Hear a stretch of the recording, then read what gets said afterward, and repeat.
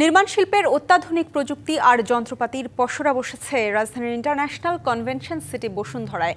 আসবাব শিল্প ও বাণিজ্যিক স্থাপনায় ব্যবহৃত নানা পণ্য উৎপাদনের যন্ত্রপাতি দেখার সুযোগ পাচ্ছেন দর্শনার্থীরা।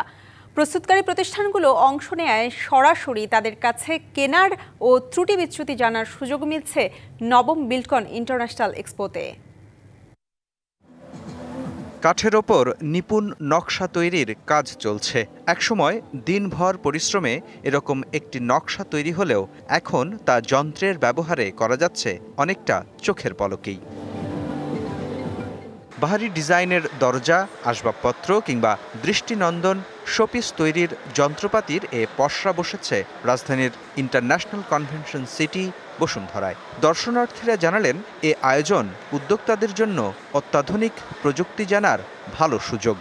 মেশিন ম্যানুফ্যাকচার কোম্পানি পার্টিসিপেট করেছে, যেটা হয়তো আমার বিশ্বাস যে নতুন উদ্যোক্তাদেরকে এনকারেজ করবে।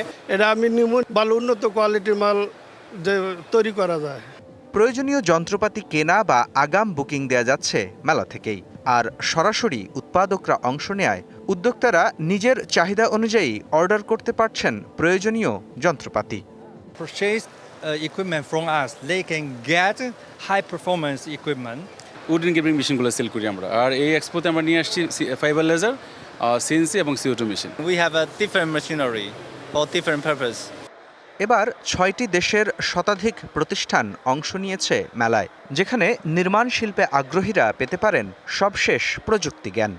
আমাদের যেই প্রত্যাশা, যারা এখানে এসে নতুন নতুন উদ্ভাবনগুলো দেখতে পারবেন, তারা হচ্ছে architect, builder, contractor, real estate developer, would working এর সাথে যারা জড়িত, ম্যানুফ্যাকচারার এবং এক্সপোর্টার এবং মেটাল ইন্ডাস্ট্রিজ শিল্পের সাথে যারা জড়িত।